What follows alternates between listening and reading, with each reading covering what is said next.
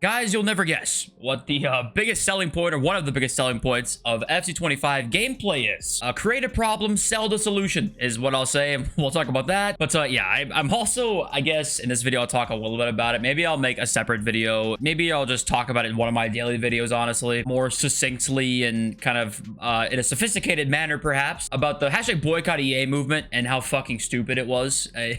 If you guys would like to buy coins, you can go to mmoxp.com. The link is in the description. You can use my code JFC at checkout for a 5% discount. I'm mainly talking from a creator standpoint. I'm not talking about anything else, really. And I don't want to sit here and act like I'm on my high horse or whatever. Obviously, I don't want to, I'm not better than anybody, but there's a few things that I really want to kind of talk about that whole thing with, and just the fact that a lot of creators see you as just a bottom line numbers on a page. I just don't think we saw enough actual discourse around the real problem, in my opinion, which is the gambling, right? That's the real problem to me. I'm way less worried about, you know, never buying the game, because I know that that's just not realistic in any sort of way, honestly. They have a monopoly on the shit right now. Like, you're not going to get people to do that. What you can get people to do is stop them from gambling and forming addictions. And I think there was a really big, I don't know, I guess the word might be negligence from a lot of creators out there about that. And maybe I'm wrong about that, but anyway, that's a whole nother conversation that we can have. But let me know if you guys would want to hear me talk about that. But okay, Ruben Loftus-Cheek, as you guys know, if you're not new around here and you've been here for a while, you know I loved Tots Loftus-Cheek. And this card is going to be basically the exact same. I think the other one had Incisive Pass Plus, though, and not Long Ball Pass, but debatably now Long Ball Pass Plus is better. And Bruiser, Intercept, and Quick Step, I mean, sure. You know what? I love this card. I highly recommend you complete Loftus-Cheek. He was amazing for me. There's no way that Futties Loftus-Cheek isn't good, honestly. There's no way in hell to me. And can I complain to you guys again for a sec? Not surprising at all, I know, but I did a lot of 82 plus player picks today, and they weren't very good. I actually thought the 81 pluses might have been slightly better, the ones that were just out, 1 of 4. Why are we... Ooh, wait, what? Oh, it's from Pale Tools. I was like, how the hell? I didn't craft that. We've had 1 of 3 82 plus and 1 of 4 81 plus. And then obviously before that, it was 1 of 3 82 plus and 1 of 3 81 plus. Recycled for 4 months, 5 months. Is it 6 months now? I mean, it's strange to me that that's not changed at all. It's a very fundamental, like, piece of this game. The player picks are so important, and they just don't ever change. Okay, I mean, whatever. But okay, I'm gonna go. We got Witcher's tweet. He says, gameplay deep dive is coming. Significante improvement in many areas this year. Obviously, they say that every year, so not much to say there, but that's kind of what sparked this initial thread of tweets, basically. So this week's supposed to be the gameplay trailer and the gameplay deep dive, and every single tweet from different leakers out there that leak relatively the same things, they're all saying a very similar thing, and that is gameplay is a major focus, major animation improvements, visually more beautiful, and major responsiveness improvements. This has been one very consistent theme with every single leaker's tweets about the game. They're really working on responsiveness. Here's another one. One of the focuses of the gameplay team at FC25 is to clean up the animations, making them more visually beautiful while maintaining responsiveness. One example was the spin animation. I have no idea what that means. I guess like the roulette, possibly. They're trying to like clean up animations and that kind of thing, which I guess is always a good thing. But it's hilarious to me that they're working on responsiveness, because no other game has this problem of responsiveness. Like, maybe this whole time it has been a latency netcode type thing. I just don't think that's the case. I've experienced delay in offline game modes. In squad battles, it used to be rampant post 80th minute because the sliders would change, so you'd always have extreme delay. I was back when I played hundreds and hundreds of squad battles games every year. I used to try and get top 100 way before I started my channel, and to me it's so hard to understand. Like, this is the absolute bare minimum. I don't get how you can even feel not ashamed to have this as a selling point for you to say that the responsiveness will be better. That's like, that just comes with making a video game, you would think. But anyway, that's one of the most like attempted to be improved upon things that EA is working on right now with the next game. And The Witcher also kind of debunks another leak we had earlier saying that there were 600 new player animations. That's actually not the case. There are 600 new players with unique animations, which is a lot of new players, which I'm not sure what the animations exactly are, but if they're they're all unique apparently, which is interesting. FC24 added plus 10k new gameplay animations. FC25 should bring similar numbers. Another gameplay leak, major shooting improvements, consistent shooting in 1v1 situations results in more goals scored. I guess that's going to be one of the new features coming up in the deep dive that we're probably going to see. I'm always down for more consistent shooting, that's for sure. I'm never going to say no to that. So also I want to say I went back to FC24 patch notes to see what,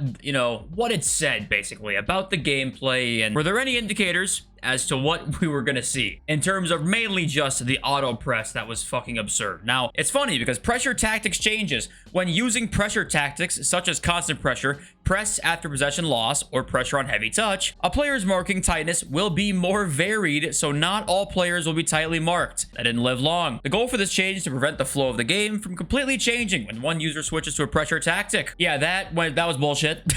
That basically went to nothing. So we gotta keep in mind here that what it says is one thing, what it actually does is indeed another. And if we don't see anything about pressure tactics changing at all, it could obviously still be gone, but also I would not count on it. And this as well might have been a clue to something. Zonal defense. When using a depth higher than 45, players will attempt to mark opponents higher up the field and close to the ball possessor, cutting off possible passing lanes. This can open up gaps for the attacking team to exploit if the initial press is broken. When the ball is close to the sideline, the defenders will attempt to close down the ball carrier to reduce their near passing and support options. This can leave the far side of the pitch open to attacking opportunities. Hence why the only thing open ever is the switch. When we see the patch notes, okay, you have to take every bullet point as a potential game-breaking feature. Nothing is off the cards. Because I think I remember even seeing this and being like, okay, whatever, like, it's probably not going to do much. I remember seeing this and being like, oh, W, it won't be as OP. In fact, it was debatably worse, and this right here basically killed the gameplay for me. This whole thing killed the gameplay for me, and I'm sure for a lot of you as well. So we have to take every bullet point and think about the worst possible outcome, because we're dealing with EA. We never know what the hell they're gonna do. So we need to have a deep dive into everything, which we'll do on the channel, of course.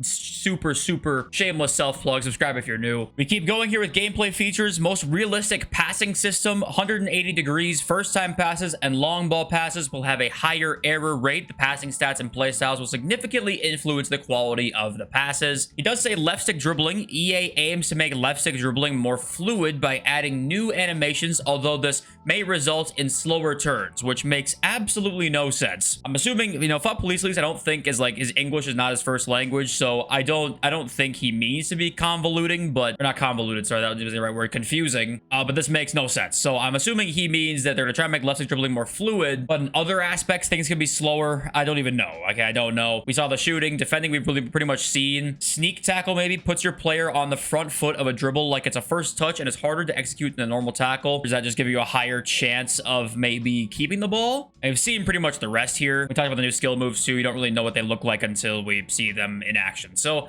that's really a lot of the leaks we've got right now. But once again, concerning, we've heard nothing about the press. And maybe the people that know what's in the patch notes so far don't really understand that certain bullet point that they think is not really meaningful is very meaningful in terms of the auto press and the convoluted midfield. That's literally my only hope. It's actually my only hope, because this year took 5 years off my life. And if it's back again next year, I think you should double that and add 10 years off my life. Therefore, there's 15 years off of my life at this point. Then there was this news that I'm going to call bullshit on immediately. We got FC25 developers say they welcome a true competitor with new FIFA 2K game in the works. FC lead gameplay producer Sam Rivera said to IGN, "We welcome competition," he said. "I think it's good for everyone to see what other football simulation engines can do." His nose gets larger and larger. Absolutely. What I can tell you is that creating a deep simulation experience like a football simulation experience, it takes a long time. It takes many years of polishing, balancing. We literally every year check in thousands of changes based on community feedback and improvements that we want to make to the game. Well, you didn't listen to us last year. All that just doesn't appear from scratch. All that just does not appear from scratch, sorry. You need to build it over the years. So what we have done over the last 15, 20 years for us, we're very happy with our game and will continue. Which obviously we don't have the IQ of 32, okay? We know this is bullshit right here. We do.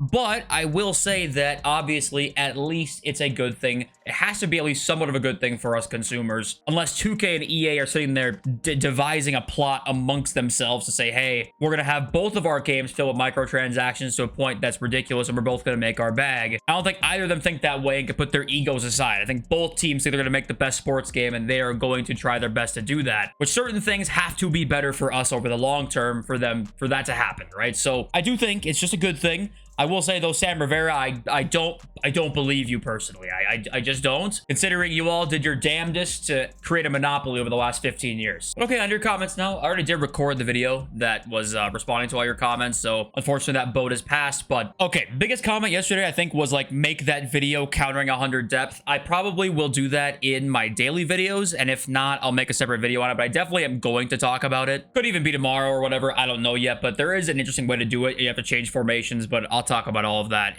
when I explain it. Finger Fries says the fact that midfield congestion does not let you play authentic football, and when you see people who are scoring from a cutback or from deflections or even a kickoff glitch, makes me wonder, are we even playing a football simulator anymore? And I actually like don't mind certain arcadey things. I think the game, to be the most fun that it could be, it almost needs to be a bit arcadey. I don't think you can make it super duper realistic. But you know, talking about the midfield congestion, I was seeing some people in the comments every time I talk about it, there's like a very small amount of people that say, hey, you know, you can play through the middle, right? You just have to like learn how to do it.